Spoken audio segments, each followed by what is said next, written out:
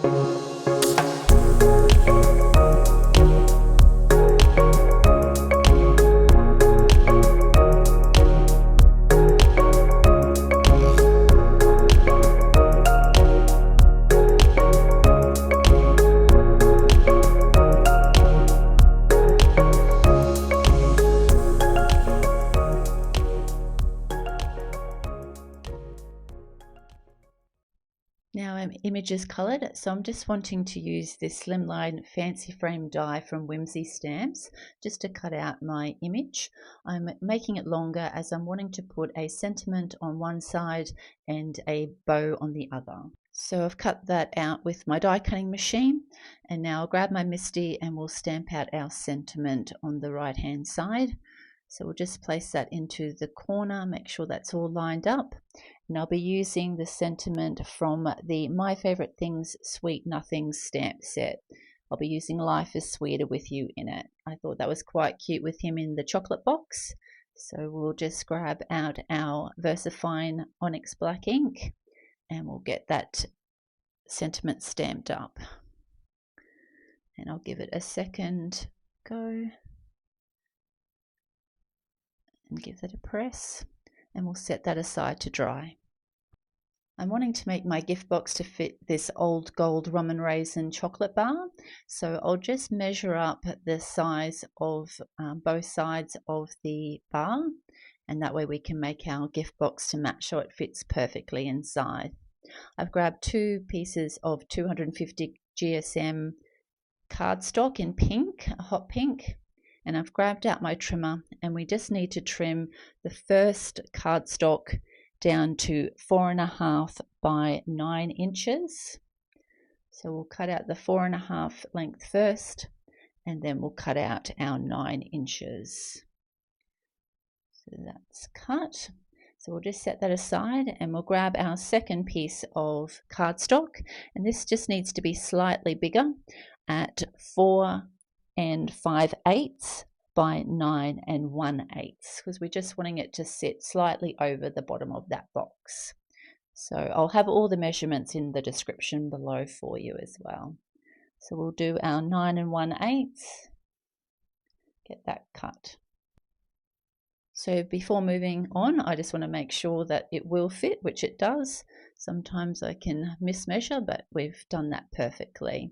So I've just grabbed out my scoreboard, and you just need to score at 1/2 inch on all sides. So we'll do that side and finish off with the last.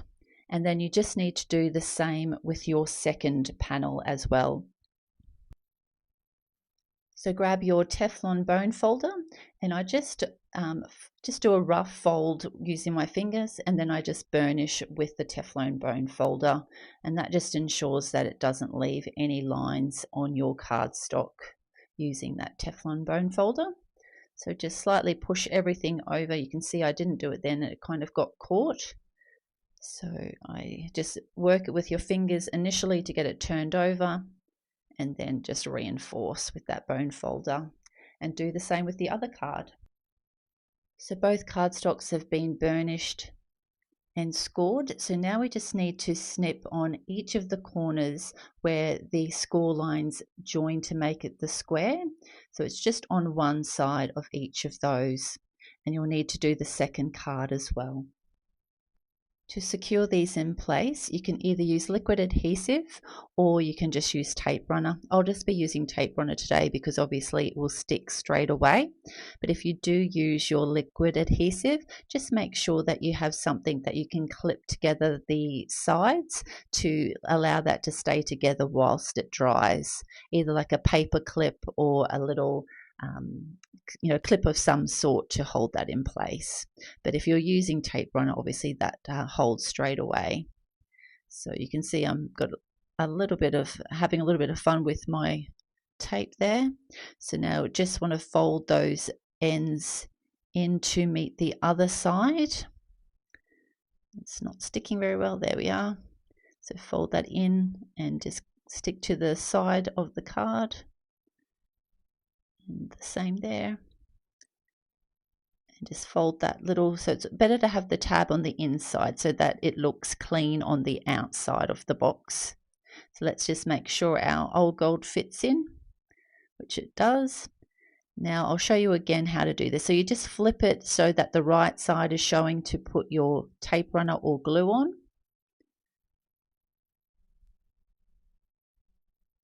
So you just need to make sure, and you can just fold it over if your tape runner does go off like that. You can see I'm really struggling with this tape runner today. So we'll get that final one on, and then you flip the card back over and then just fold those little squares in so that they're on the inside of the box. Secure that. And it's best to flip them both over so that way it holds easily. And stick that last one together. And we'll just stick our little top on so it's just slightly bigger so it fits perfectly on the top of our bottom of our box. So now our sentiment has dried. So I just want to make sure I'm putting it on the top of the box. So we'll secure that in place.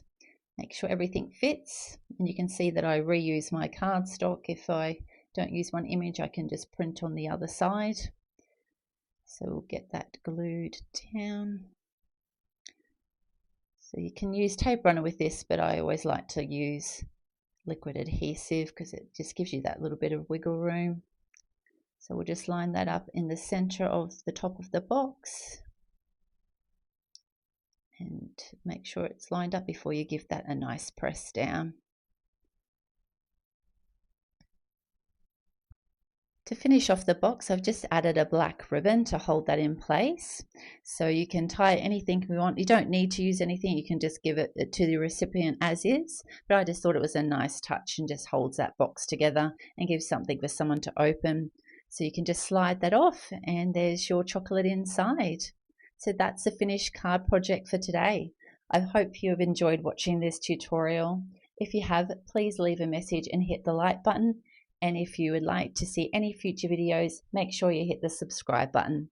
Thanks so much for watching. Have a great day. Bye.